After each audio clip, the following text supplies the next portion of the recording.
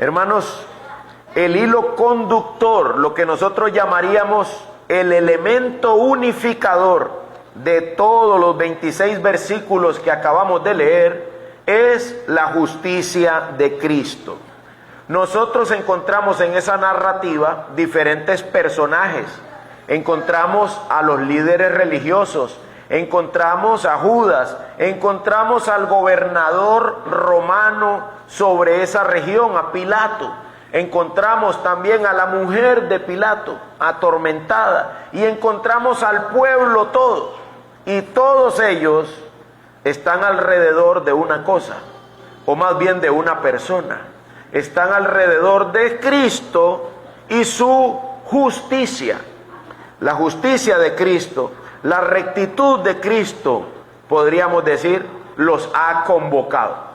La justicia de Cristo, la rectitud de Cristo es la que los tiene ahí unidos y la que está produciendo diferentes respuestas en cada uno de ellos. Nosotros vamos a examinar cada una de esas respuestas, las respuestas que estaba produciendo la justicia de Cristo.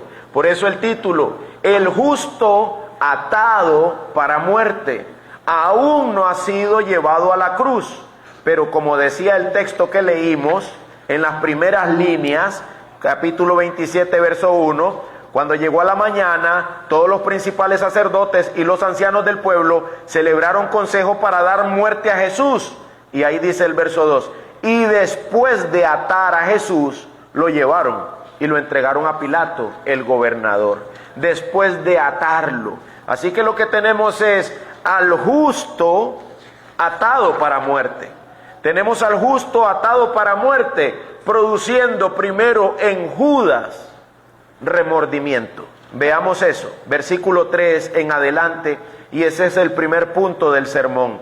El justo atado para muerte produce remordimiento en Judas. Verso 3 del capítulo 27 de Mateo. Entonces Judas, el que lo había entregado, viendo que Jesús había sido condenado, dice la Biblia, sintió remordimiento y devolvió las 30 monedas de plata a los principales sacerdotes y a los ancianos, y dijo, he pecado entregando sangre inocente. Vamos a cambiar el término, vamos a decir, he pecado entregando la sangre de un justo. Al que yo les he dado es a un hombre justo, es a un hombre santo, él no ha cometido ningún mal. Y ya veo que ustedes lo quieren amarrar y quieren llevarlo a la muerte. Así que Judas se arrepiente. Pero la Biblia dice que lo que Judas experimentó era remordimiento. No se llama arrepentimiento, se llama remordimiento. Suena parecido, pero son dos cosas completamente distintas, las cuales vamos a ver. Versículo 5. La respuesta de Judas, arrojando las monedas de plata en el santuario, Judas se marchó y fue y se ahorcó. Los principales sacerdotes tomaron las monedas de plata y dijeron, no podemos volver a echarlas en el templo, no podemos devolverlas al tesoro del templo, porque es precio de sangre. Lo que están diciendo es, con estas monedas compramos al hombre que le vamos a ir a dar muerte. No podemos devolver eso como una ofrenda al templo de Dios. Así que tuvieron una decisión, verso 7, después de discutirlo, compraron con ellas el campo del alfarero para sepultura de los extranjeros. Por eso ese campo se ha llamado campo de sangre, porque fue comprado con dinero de sangre hasta hoy. Entonces se cumplió lo anunciado por medio del profeta Jeremías cuando dijo, y tomaron las 30 monedas de plata, el precio de aquel cuyo precio había sido fijado por los israelitas, y las dieron por el campo del alfarero, como el Señor me había ordenado. Muy bien, ahí vemos en esa sección la respuesta de Judas. Decimos que lo primero que Judas experimentó fue remordimiento. Y el remordimiento de Judas ocurre, salta a la luz, porque se da cuenta, reconoce, sabe que Jesús es un hombre inocente. Hermanos, la inocencia de Cristo, o dicho de otra manera, la justicia de Cristo, eso quiere decir la rectitud de Cristo, el hecho de que nunca pecó, siempre hizo lo bueno, siempre hizo lo santo, siempre hizo lo que glorificaba el nombre de su Padre Dios. Jesús dice que Él ni siquiera hablaba nada que no fuera algo que el Padre Dios quisiera que Él hablara. La rectitud de Cristo es la base del Evangelio, es la base del Evangelio. ¿Por qué somos salvos? Porque Jesús murió en nuestro lugar, porque Él era recto, santo y justo, y nosotros no. Así que es muy importante darnos cuenta de que este texto es unificado por la justicia de Cristo, porque la justicia de Cristo es importante si lo van a llevar a la muerte. Si lo van a matar, es importante saber que Él era recto, que Él era un hombre inocente. Y esa inocencia aparece descrita para nosotros en el Salmo 26. Leo para ustedes el Salmo 26. Oigan el Salmo y piensen en las palabras de Cristo. Hazme justicia, oh Señor, porque yo en mi integridad he andado y en el Señor he confiado sin titubear. Ese es el Salmo 26, verso 1. Pero ese es Cristo hablando. Padre Dios, haga tú la justicia, porque yo he andado en integridad. Yo he confiado en ti sin titubear. La inocencia de Cristo, la justicia de Cristo, que produjo en Judas remordimiento, es una inocencia caracterizada por la integridad. Andar delante de Dios íntegramente. Integridad tiene que ver con el hecho de que las palabras de Dios alcancen todo lo que yo soy.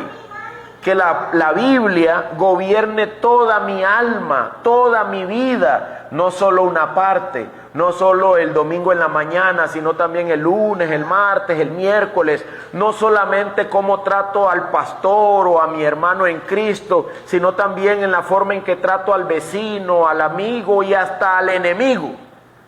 Dios debe gobernar toda la vida de un hombre para que él pueda declararse íntegro. Jesús era el único que podía haber dicho, yo en mi integridad he andado. Siempre he hecho tu voluntad.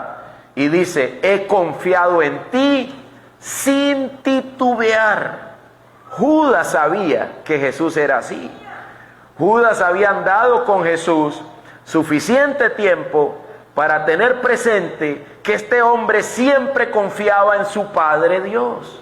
¿Se acuerdan cuando la barca estaba siendo azotada por el fuerte viento y Jesús lo que estaba haciendo era durmiendo? Y cuando lo despiertan asustados, hombres pescadores de oficio, lo despiertan asustado y le dicen, ¿no te da cosa? ¿No te llama la atención el hecho de que vamos a morir en medio del mar?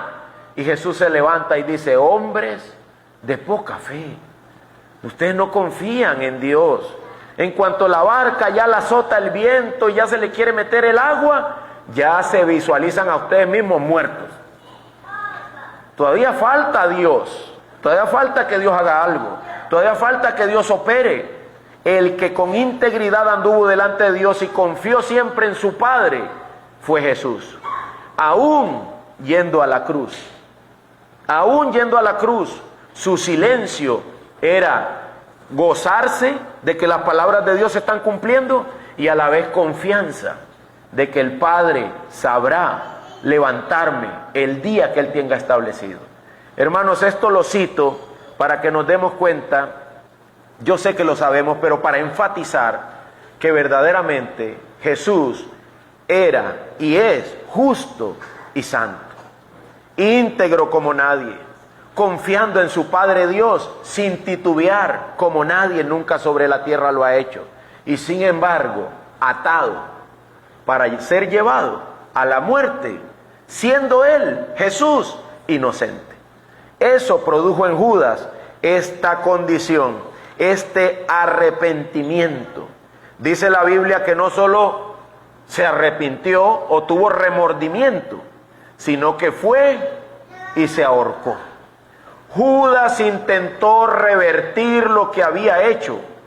Agarró las monedas y vino y se las tiró en los pies a los líderes, a los sacerdotes, y les dijo: ya no quiero eso, tomen esas monedas, yo no voy a ser culpable de la sangre de un inocente. Y ellos le dijeron: ese es tu problema, ya está hecho. Ahora voy a leerles a ustedes Hechos 1:18. El apóstol Pedro hablando dice lo siguiente, Hechos 1:18, hablando de Judas: este pues, con el precio de su terrible infamia, adquirió un terreno, y cayendo de cabeza, se reventó por el medio, y todas sus entrañas se derramaron. En Hechos 1:18 dice que Judas había adquirido una propiedad. Con la plata que le habían dado, había adquirido una propiedad. Y cuando entregó esa plata, él fue y se ahorcó en esa propiedad. Dicen los teólogos, los estudiosos de la Biblia, seguramente la rama no resistió o el mecate se reventó, porque Judas terminó en las piedras, en un abismo, probablemente había una loma, y Judas terminó en el suelo reventado. No se sabe exactamente si murió porque se le derramaron las entrañas o si murió ahorcado, pero lo cierto es que cometió un atentado contra su propia vida, afectado por una verdad. ¿Cuál era esa verdad? Él es justo y yo lo cambié por dinero. Él es justo y yo por codicioso, yo lo que quería era un lotecito, ¿verdad? Pienso en lo que queremos, un lote para hacer una casa. Yo lo que quería un lotecito para hacerme mi casa. Yo lo que quería era una finquita. Yo lo que quería era unas vaquitas. Judas quería algo meramente terrenal e intercambió la rectitud de Cristo por algo completamente humano, temporal, pasajero, caído, algo que no valía la pena. Eso produjo en Judas un remordimiento fatal que lo llevó a atentar contra su propia vida.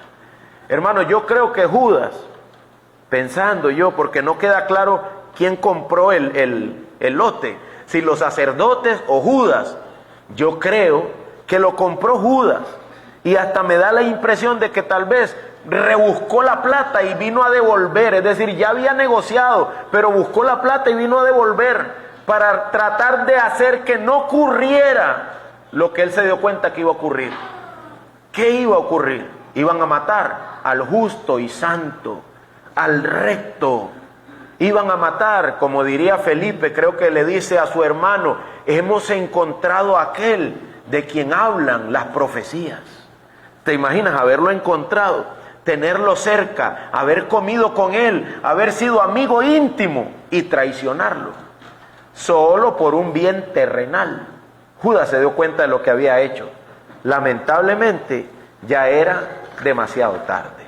Entonces, hermanos, si lo que Judas hizo ya no tenía vuelta atrás, ¿qué puedo aprender yo de eso?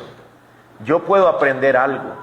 La rectitud de Cristo, la justicia de Cristo, puede producir en algunos hombres un arrepentimiento que no es para vida, sino más bien un arrepentimiento que es para muerte.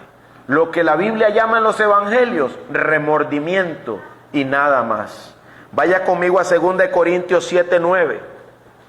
2 Corintios 7:9, para aplicar este concepto, para examinar ahora, viéndolo hacia nuestras vidas, la utilidad de la respuesta de Judas al ver al justo amarrado para muerte. 2 Corintios 7:9, ¿lo tienen? A Judas le dio remordimiento y dice la Biblia: pero ahora me regocijo, no de que fueron entristecidos, sino de que fueron entristecidos para arrepentimiento, porque fueron entristecidos conforme a la voluntad de Dios, para que no sufrieran pérdida alguna de parte nuestra. Aquí viene verso 10, porque la tristeza que es conforme a la voluntad de Dios produce un arrepentimiento que conduce a la salvación sin dejar pesar. Pero la tristeza del mundo produce muerte. Y Pablo pasa a describir la tristeza que produce arrepentimiento. Dice el verso 11, porque miren lo que produce la tristeza que produce arrepentimiento que viene de Dios. Produce solicitud. ¿Qué solicitud ha producido en ustedes?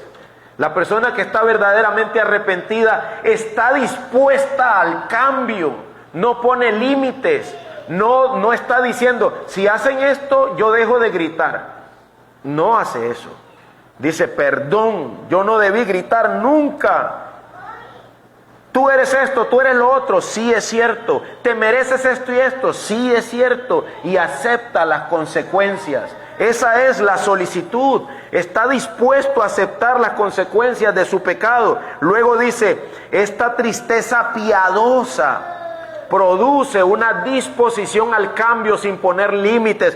Produce una tristeza piadosa. Una tristeza piadosa. Pedro también lloró porque había negado a Jesús. Pero Pedro no fue a poner un mecate para ahorcarse. Judas sí. Judas lo que experimentó fue tristeza, pero no era piadosa.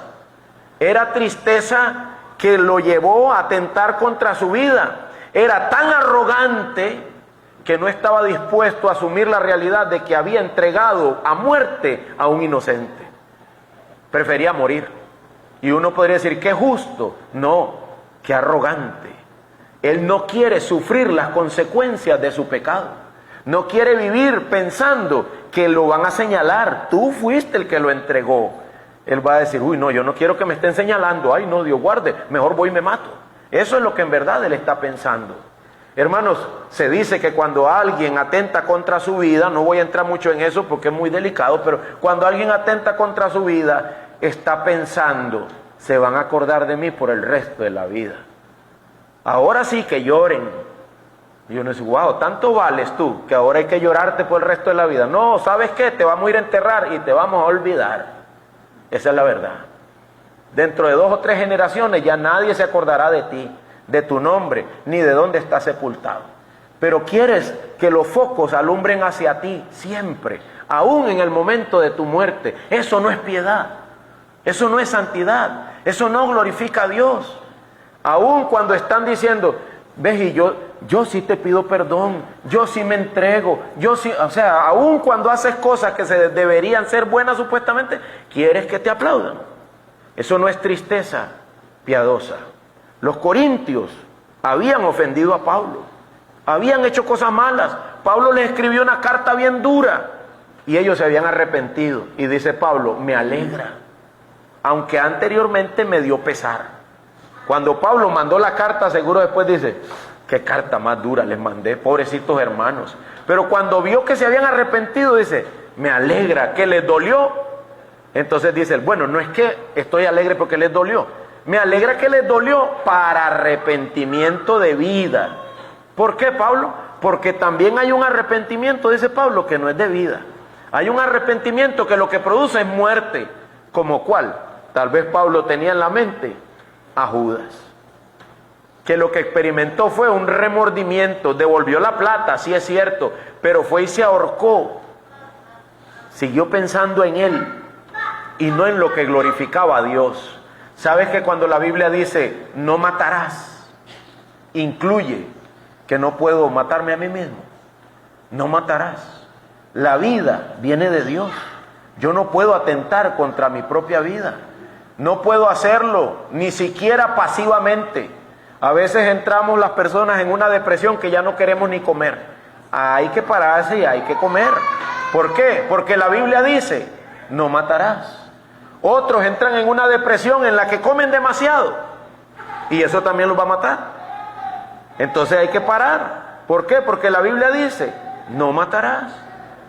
Yo no puedo usar lo que Dios me ha dado para pecar. Judas no tenía la potestad de ir y atentar contra su vida. Lo que hizo fue diabólico, lo que hizo fue pecaminoso. Pero pastor, estaba arrepentido, tenía remordimiento. Sí, pero no era para vida. El arrepentimiento para vida produce una tristeza piadosa, una tristeza que viene de Dios, una tristeza que lo que hace es llevarme a Dios.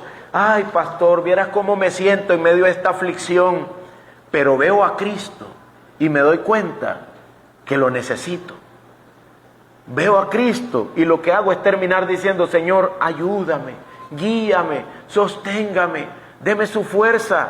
No tomo acciones para manipular mi entorno, sino que estoy completamente dependiendo de Dios y de lo que solo Dios puede hacer en mi vida. Dice Pablo, ustedes experimentaron tristeza piadosa.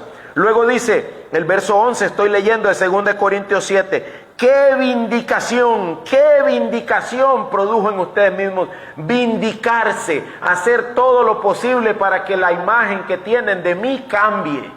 No para controlar a los que me rodean, sino para que se vea a Cristo, se vea la gloria de Dios. Por último dice, qué temor, qué gran afecto, qué celo, qué castigo del mal. Estaban dispuestos a llevar las consecuencias por su pecado, aunque los que fueran castigados fueran ellos mismos. Por eso tenían gran celo, estaban dispuestos a que el mal fuera castigado, aunque me lo cobren a mí. Que Dios haga su obra. Hermanos míos, el arrepentimiento de Judas no era este, era el de muerte. 2 Corintios 2, versos 15 y 17 dice lo siguiente, 15 al 17. Pero fragante aroma de Cristo somos para Dios. Escucha esto, entre los que se salvan y entre los que se pierden. Para unos, dice Pablo, somos olor de muerte para muerte, y para otros olor de vida para vida. Ahí voy a parar, porque eso es lo que me interesa. ¿Qué es lo que Pablo está diciendo?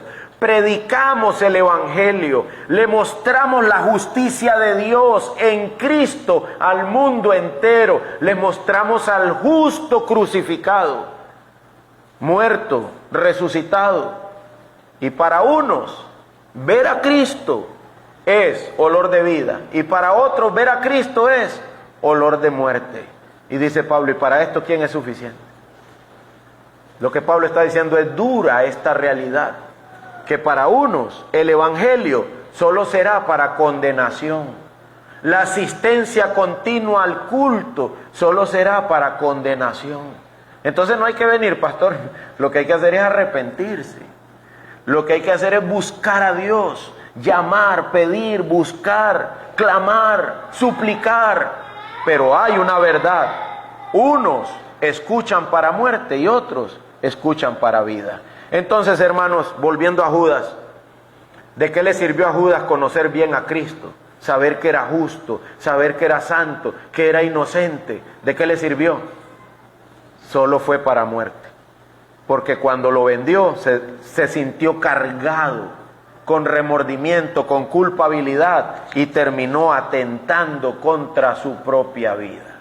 Ahora veamos qué hace Pilato, el gobernador, al ver al justo atado para muerte. Dice Mateo 27:11, ¿lo tienen? Jesús fue llevado delante del gobernador y éste lo interrogó. Pilato le pregunta, ojo a esto, Pilato es gobernador, Jesús es rey. ¿Quién es mayor? El rey, pero el rey está amarrado. Y Pilato, la primera pregunta que tiene es, ¿tú eres el rey de los judíos? Hermanos, Pilato no es judío, Pilato es romano, Pilato es griego, pertenece a la línea no israelita. Él es el gobernador puesto por Roma, ahí en Jerusalén. Así que él le pregunta, ¿tú eres el rey de los judíos? Casi que dice, porque yo soy el gobernador, ¿verdad? O sea, yo soy como el alcalde, tú eres el presidente. Tú eres el rey. La pregunta de él es sincera. Y por eso Jesús le responde a Pilato. Al que no le respondió nada eran los líderes religiosos del pueblo. A Pilato sí le respondió. Él le dijo, tú lo dices. Tú lo acabas de decir. Yo soy el rey de Israel. Y sin embargo me tienen amarrado y me llevan a la muerte. Verso 12, al ser acusado por los principales sacerdotes y los ancianos, nada respondió. Entonces Pilato le dijo, ¿no oyes cuántas cosas testifican contra ti? Jesús no le respondió ni una sola pregunta, por lo que el gobernador estaba, ¿qué dice ahí? Muy asombrado. En Judas, la rectitud de Cristo produjo remordimiento y muerte. En Pilato, asombro. Judas era culpable. La rectitud de Cristo lo condenó completamente. Pilato era ignorante. Pilato dice, ¿tú eres el rey de los judíos? Ese no es, o sea, Pilato está diciendo, este no es mi pueblo, yo lo gobierno, pero este no es mi pueblo, yo de esto no sé nada. ¿Tú eres el rey de los judíos? Y Jesús dice, yo soy. Pero mira cómo te están acusando. Si eres el rey, di algo. Y Jesús no dijo nada. Entonces, Pilato dice, esto es asombroso. Yo nunca había visto a un hombre inocente que lo acusaran de algo que él no ha cometido y que se quede quedito. Hermanos, ¿ustedes han visto a alguien así? Ayer estábamos bromeando que unas señoras en nuestro pueblo dicen, ni me toque la boca, ¿verdad? Ellas dicen el pico, ni me toque el pico, porque no sabe todo lo que yo voy a decir. A mí no me haga hablar. Y peor si es inocente. Va a hablar si sea culpable o no, pero si es inocente, va a hablar hasta por las orejas, decía mi abuela, para defenderse, para que no lo acusen, para que no lo señalen. Pero Jesús, contrario a eso, siendo justo, siendo santo, no decía absolutamente nada. Y esto asombró a Pilato. Sigo leyendo, Mateo 27:15. Ahora bien, en cada fiesta, el gobernador acostumbraba a soltar un preso al pueblo, el que ellos quisieran. Tenía entonces un preso famoso llamado Barrabás, por lo cual cuando ellos se reunieron, Pilato les dijo, ¿a quién quieren que le suelte? ¿A Barrabás o a Jesús, llamado el Cristo? Porque él sabía, noten eso, él sabía que lo habían entregado por envidia. Él sabía que era pura envidia, era pura maldad de los líderes religiosos. Y estando Pilato sentado en el tribunal, su mujer le mandó un aviso diciendo, no tengas nada que ver con ese justo. Esa mujer nunca había andado detrás de Jesús. Nunca, esa era la mujer de Pilato. Ella no era judía, ella no era nada de eso. Ella era una mujer de otro mundo, de otras ideas. Pero había pasado toda la noche atormentada. Porque hoy he sufrido mucho en sueños por causa de él. Increíble eso. Mientras están juzgando a Jesús aquí, Pilato asombrado, la mujer no había podido dormir en toda la noche, el Espíritu Santo trabajando allá en esa mujer, y entonces le dice a Pilato, mira Pilato, ten cuidado con el juicio que vas a dar. Ese hombre no me ha dejado dormir por una razón, es justo, es justo. Eso es increíble. Cómo Dios está moviéndose, cómo la gente está atormentada. Judas con remordimientos. Pilato asombrado. La mujer atormentada. Y es la mujer. Para Pilato eso seguramente era una cuestión de aflicción. Podemos decir sinceramente que Pilato estaba afectado internamente y externamente. Jesús estaba siendo la causa de un conflicto hasta familiar. Jesús estaba siendo la causa de un conflicto laboral. Él era el gobernador, tenía que lidiar con ese problema. Jesús estaba siendo la causa de un conflicto personal. Él sabía que era inocente, quiso cambiárselos por Barrabás y la gente prefirió a Barrabás. Y ahora Jesús está siendo la causa de un problema en su hogar. No tengas nada que ver con ese hombre, hágame el favor, ¿verdad? Estoy toda la noche ahí sin poder dormir. Y como dijo alguien, si mamá está mal, en casa todos estamos mal. Si mamá está mal, no hay comida. Llegan los güeyes y dicen, mami, ¿qué vamos a comer? Yo no sé. Y ya saben quién fue el culpable, papá, ¿verdad? Ahora Pilato tiene este problema. Lo glorioso es esto. Dime qué estaba haciendo Cristo, hermano, para producir todo eso. Hay una palabra que define lo que Cristo estaba haciendo para producir todo eso. ¿Qué estaba haciendo? Nada. Nada. Cristo solo está. Él solo existe. Y por sí mismo ya es asombroso. Él es glorioso. solo con la descripción de quién es Él, de su gloria, de su hermosura, de su poder. Me acaba de venir a la mente un hombre que dicen que hizo su tesis de teología, solo citando los nombres de Cristo. Y la gente se quedó asustada. Terminaron aplaudiendo de ver cómo ese hombre solo dijo un montón de nombres bíblicos. No dijo nada profundo, grande, y a la vez lo que está diciendo era glorioso. Hermanos, Jesús es asombroso. Para los ignorantes que escuchan el Evangelio es increíble. Cuando usted escucha el Evangelio, yo sé que algunos aquí ya fueron salvos y seguramente en este momento de sus vidas escuchan el Evangelio y ya no asombra. Pero para la mayoría de la gente el Evangelio es increíble, asombroso. Cuando por la gracia de Dios escuchamos el Evangelio y Dios abre nuestros oídos, nos impacta, nos impacta. El día que fuimos salvos nos asombramos y los que lo escuchan en ignorancia también se asustan. Lo que pasa es que hacen como si nada. Tratan de hacer como Pilato, lavarse las manos, pero ellos también se quedaron asustados. ¿Viste lo que dijo? ¿Y será verdad? Y si conocen a otro supuesto cristiano, van y le preguntan, ¿verdad? O lo que saben que el cristiano les dirá, los impresiona. Me acuerdo en la vida de trailero, había un trailero que andaba atormentado por su vida de pecado y de maldad, y otro trailero que era perverso, malo, un hombre perverso. Entonces el atormentado le preguntó al perverso, ¿qué hago? Y el perverso le dijo, habla con Chano. Yo escuché, pues yo estaba metido en el camión. Habla con Chano, le dijo. Y le dijo algo más, pero ya vos sabes lo que te va a decir. Te va a llamar al arrepentimiento, te va a llamar a la fe, te va a llamar a que dejes esa vida y volvás a Dios en verdad. Y vos sabés, eso te va a costar. Ese tipo nunca habló con papi, porque yo me chequeaba todo. Yo veía qué estaba pasando, ¿verdad? Y el que dijo eso fue uno que le decían choferón, le recomendó eso al otro. Habla con Chano. Y yo decía, qué interesante. Ellos saben, choferón sabía el evangelio de qué tamaño es. Choferón sabía la justicia y la rectitud, lo grande, lo hermoso y lo santo que es. Él sabía.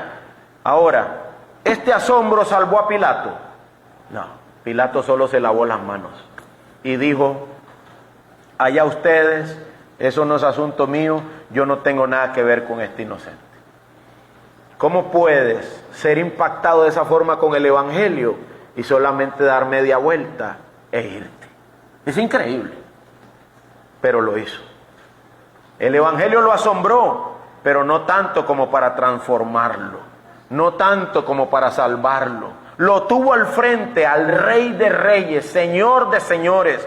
Hermanos, diría Juan Calvino, creo que es Juan Calvino el que dice, si alguien intenta hacerle daño a su amo y el amo tiene un perro, el perro al menos ladra.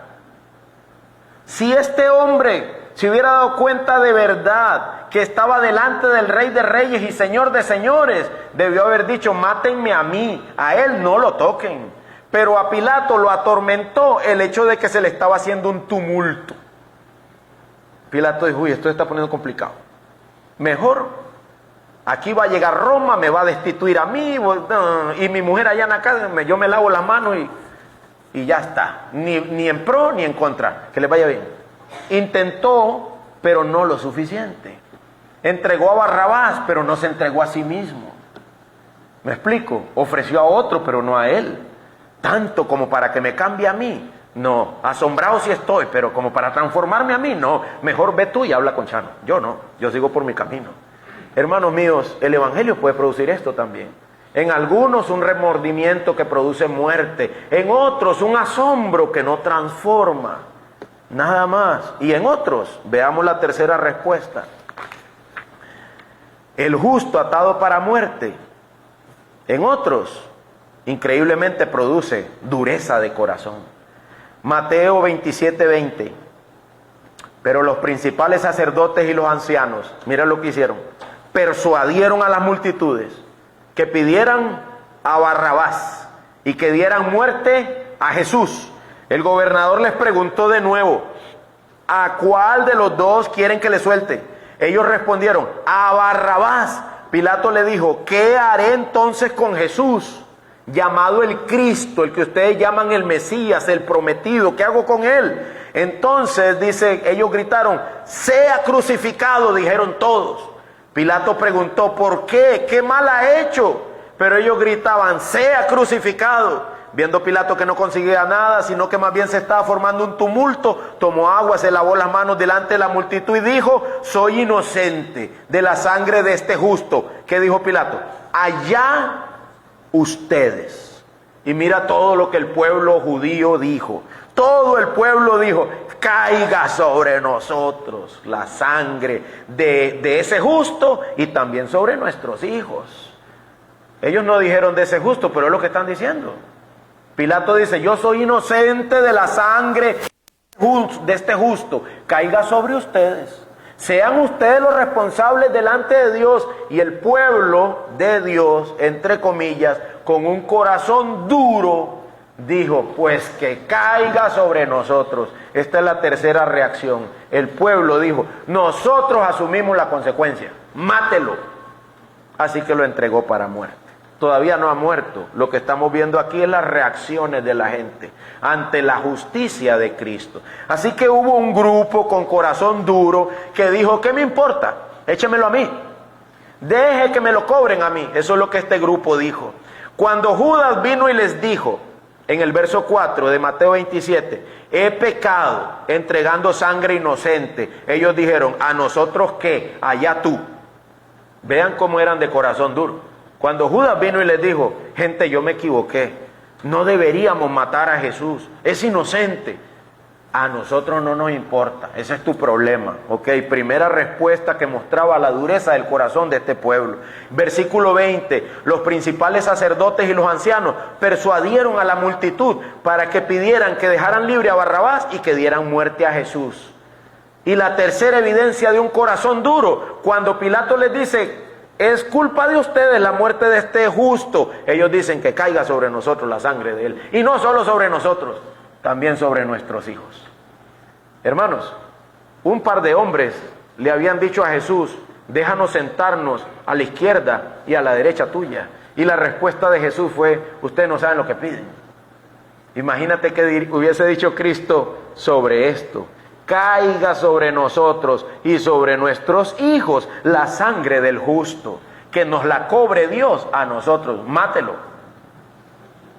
El cielo hubiese dicho, wow, no saben lo que piden, ¿verdad? Es increíble lo que un corazón duro puede decir, lo que una persona con un corazón hecho piedra puede manifestar con respecto a las gracias del Evangelio. Pues a mí qué me importa, a mí no me esté hablando tonteras, yo no quiero saber nada de eso. ¿Eso qué? ¿A quién va a salvar? Uno se muere y ya está. Yo he oído gente así. Yo no quiero saber nada de la iglesia, a mí ni me llame, no me vuelva a buscar, nada, no quiero saber de usted. Increíble. Todo lo que puede producir el Evangelio es un corazón endurecido. Esta gente era un ejemplo de esa realidad.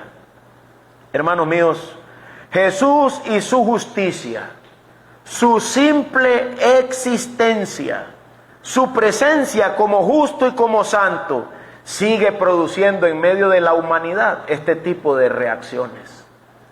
En algunos, como Judas, un remordimiento para muerte. Diríamos, se van a la tumba y se van a la muerte con el pesar de que ellos no siguen a Cristo y no viven para Dios. Y nunca vienen. Solo es que me pesa. Otros se asombran y se incomodan. La incomodidad, es decir, como la mujer de Pilato, no podía dormir porque Jesús era justo, pero nada más. Se asombran, se incomodan, se asombran como Pilato, se incomodan como la mujer de Pilato, pero no dan ningún paso hacia el arrepentimiento. Simplemente les parece increíble. Como le dirían a Pablo, háblanos un poco más de eso otro día. Eso que tú hablas es grande, es increíble. Hasta me dejó pensando, otro día vamos a hablar más, ¿verdad? Pero hasta ahí nada más. Pura impresión, puro asombro. Wow, Mayrita, ¿cómo sabe usted de la Biblia? Si le dice uno, ¿y qué importa eso? Lo que quiero es que sea salvo. No es cuánto sé yo o qué glorioso es nada más. Es que te transforme, es que te cambie, es que llegue y produzca nuevos frutos. No basta solo con estar asustado al estar ante la presencia del justo. Y otros, con dureza de corazón, dicen, a mí el evangelio no me importa, esas cosas a mí, yo no pierdo el sueño con eso. Hay gente que dice así también. Todo esto sigue siendo real, pero quiero terminar esta exposición de la palabra llevándote a las palabras de Pedro dadas a esta misma gente que con corazón duro habían entregado a Cristo. Leamos Hechos 13, por favor, Hechos 3. Hechos 3, vamos a leer el verso 13 para iniciar. Vamos a leer algunos textos ahí para ir llegando al final a manera de aplicación. Hechos 3, 13, ¿lo tienen? Hechos 3, 13. Dice así, Pedro hablando, a esta gente dura, el Dios de Abraham, de Isaac y de Jacob, el Dios de nuestros padres, ha glorificado a su siervo Jesús. Mira lo que dice, al que ustedes entregaron y repudiaron en presencia de Pilato, cuando éste había resuelto poner a Jesús en libertad. Pero ustedes repudiaron al santo y justo, pidieron que se les concediera un asesino, Barrabás, y dieron muerte al autor de la vida, al que Dios resucitó de entre los muertos, de lo cual nosotros somos testigos. Es interesante porque le preguntan a Pedro, ¿por qué ese hombre que antes era un enfermo, por qué ahora está bueno? Y Pedro inicia con esto. Yo diría, inicia como con un reclamo. Inicia diciéndoles, desen cuenta de una cosa. Este hombre está aquí sano y está aquí con bien por Cristo. El mismo Cristo que ustedes crucificaron. El mismo Cristo que ustedes mandaron a matar, el mismo Cristo que ustedes repudiaron frente a Pilato y dijeron que mejor preferían vivo a Barrabás y no a Jesús. Ese mismo Cristo es el que ha hecho esto. Lo primero que un pecador necesita es reconocer su responsabilidad, darse cuenta de su culpabilidad. Pero después de eso, mira el verso 17. Verso 17. ¿Ahora qué hay? Ahora hay gracia. Hechos 3:17. Y ahora, hermanos, yo sé que obraron por ignorancia, lo mismo que sus gobernantes, Pilato en este caso, y los líderes religiosos. Pero Dios ha cumplido así lo que anunció de antemano por boca de todos los profetas, que su Cristo, el Cristo de Dios, debía padecer. Ahora Pedro pasa del reclamo a la gracia. Yo sé que lo hicieron por ignorancia. Y a la misma vez, en la ignorancia de ustedes, se cumplió la voluntad de Dios. Dios es soberano. Sabe usar aún tu pecado. Lo primero es que eres pecador. Lo segundo es que, sin embargo, Dios es tan bueno y tan sabio que sabe usar aún tu pecado. Y lo tercero, verso 19. Por tanto, ¿qué dice? Arrepiéntanse y conviértanse, para que sus pecados sean borrados, a fin de que tiempos de alivio vengan de la presencia del Señor, y Él envíe a Jesús el Cristo, designado de antemano para ustedes. Esto es increíble. El mismo que ustedes odiaron, el mismo que ustedes mataron, está aquí para ustedes, para salvarlos. Pero arrepiéntanse. Inicien por reconocer que ustedes lo mataron. Luego pasen a darse cuenta que Dios es soberano. Y aún su ignorancia Dios la usó para que se cumpliera su voluntad. Ya, no, pero da un paso más. Arrepiéntete y conviértete. Transforma tu vida.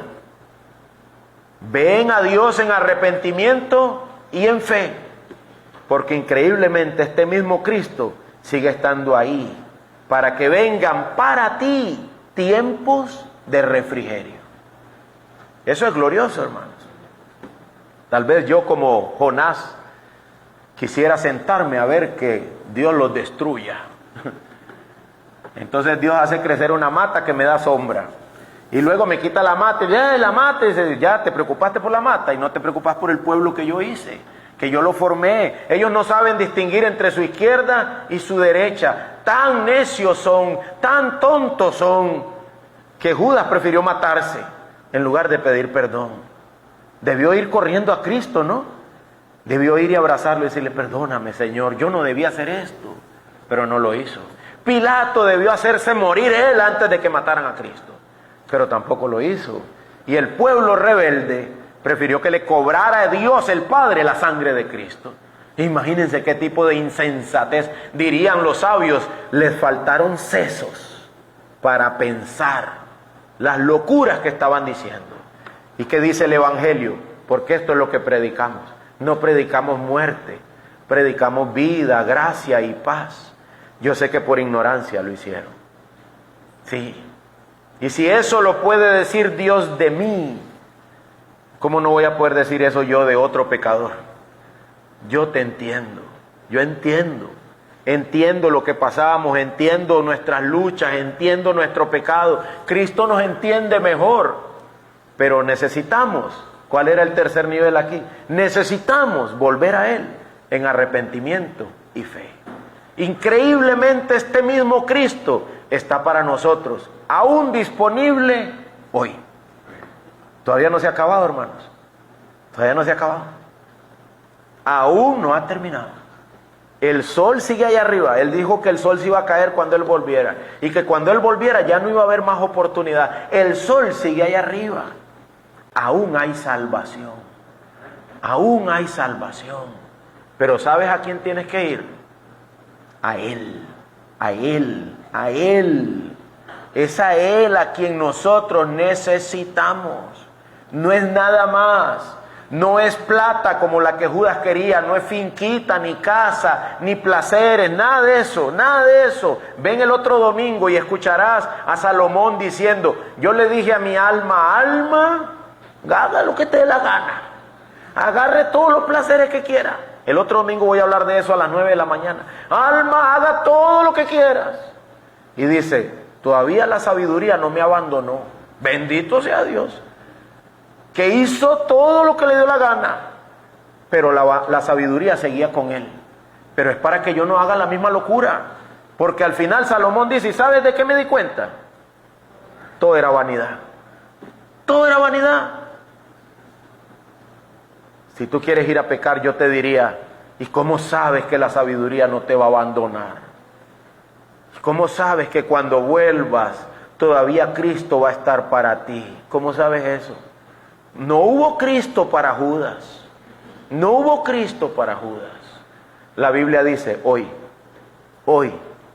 es el día aceptable. Hoy es el día de salvación. Hoy es el día de arrepentimiento. Hoy yo necesito volver a Dios. El arrepentimiento lo da Él, así que ve y pídeselo. El arrepentimiento significa reconocer mi pecado, dolerme por él y volverme a Dios. Volverme a Dios. Zulay posteó una imagen donde un ratoncito de una película le dice al gran Aslan, es verdad, le presenta su espada. Imagina un ratón así a la par de un león y le presenta la espada. ¿De qué tamaño puede ser la espada de ese ratón? Si el ratón es insignificante, la espada debe ser más chiquitilla todavía. Y dice el ratón, yo sé que no valgo nada y no lo merezco, pero si tú lo aceptas, aquí pongo yo mi espada al servicio de tu reino. Eso somos nosotros, hermano. Dice el Señor que Él ve para la tierra, somos como hormigas, somos polvo, no merecemos nada, Señor, pero yo quiero vivir al servicio de tu reino. Sálvame, transfórmame, cámbiame, renuévame, dame tu espíritu. Y luego diría un hermano, pero ora en verdad. Dice, ¿eso qué quiere decir? Abre la Biblia. Ora en verdad, no digas eso y leíste. No, yo no leo la Biblia, es que no me queda tiempo. Entonces, ¿va a ir al culto? No, es que el culto, es que estoy cansado. Entonces,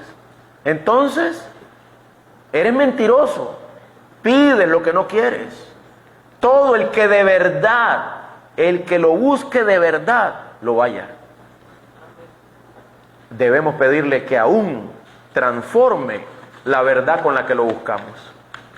Señor, como decía un santo del pasado, me arrepiento de mi arrepentimiento, porque ha sido falso, no ha sido sincero, no ha sido suficientemente profundo. Dame vida, dame paz.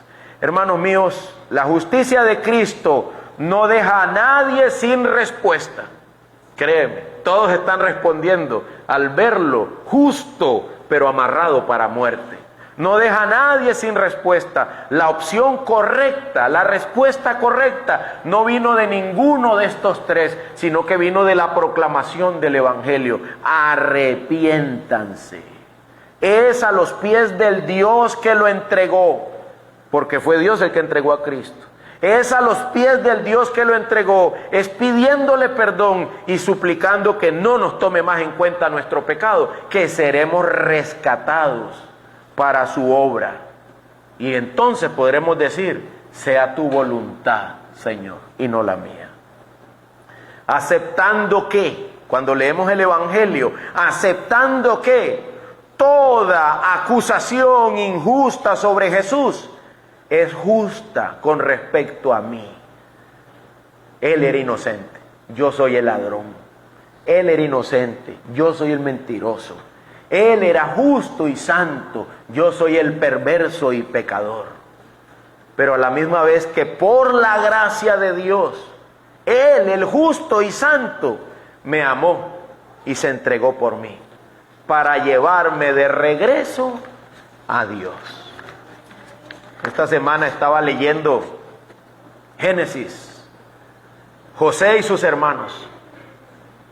Y cuando ya sus hermanos llegan y ya se dan cuenta que José es el gobernador, ya se dan cuenta que, uy, sí es cierto, sí nos inclinamos ante él y ni cuenta nos dimos, era verdad todo lo que él soñó. Y por eso fue que lo mandamos a matar y lo vendimos, y mira dónde terminamos. Y ya los mandó a traer al papá con carretas, con enseres, con comida. Le dio a Benjamín un montón de cosas hermosas y a todos sus hermanos también. Y aún tuvo que decirles, hey, no peleen en el camino. Eran terribles. Eran terribles. José todo lo leía como Dios quería. Y ellos eran perversos. Y yo siempre había llorado por José. Pero en esta semana lloré por mí. Dije, no, yo no me había dado cuenta que yo soy de los hermanos de José. Tremendo, tremendo. Que aún Dios tiene que decirle, Edier, ya estás camino al cielo, estate quieto, no pelees, cálmate, vete para la gloria ya en paz. Ah, no, pero es que aún yendo al cielo vamos mordiéndonos y peleando, revolcándonos. A eso Dios no nos ha llamado. Dice la Biblia, a paz nos llamó el Señor. ¿Cierto o no? A paz nos llamó el Señor. Hermanos, si ya estás de vuelta al cielo, démosle gloria a Dios y caminemos tranquilos, ¿verdad? Y seguro iba agarrando a Benjamín y dice, dame ese vestido. ¿Cómo te dio tanto oro? ¡Qué bárbaro! Y a mí no me dio casi. Y todos iban bien llenos. Ahí aún así puede que pelearan, ¿verdad? Increíble. Nos parecemos más a los hermanos de José que a Cristo, ¿verdad? José se parecía a Cristo. No, ahora entiendo, ese fue Dios el que lo hizo todo para dar vida. Ahora yo entiendo, no se preocupen. Y ellos puede que fueran peleando de camino, ¿verdad? Que el Señor nos ayude y tenga a nuestras almas misericordia, porque el Evangelio no deja a nadie sin respuesta. Que la respuesta que demos sea la correcta. Arrepentimiento y fe. Oiga, ¿para qué? Para que del cielo te caigan helados. Tiempos de refrigerio, ¿verdad? Un conito con chocolate para celebrar el Día del Amor y la Amistad. Para que del cielo caiga ron con pasas y un pan, ¿verdad? Para que vengan tiempos de refrigerio. Necesito a Cristo. Y ustedes saben que no estoy hablando de pan, dice la gente por ahí. Vamos a orar.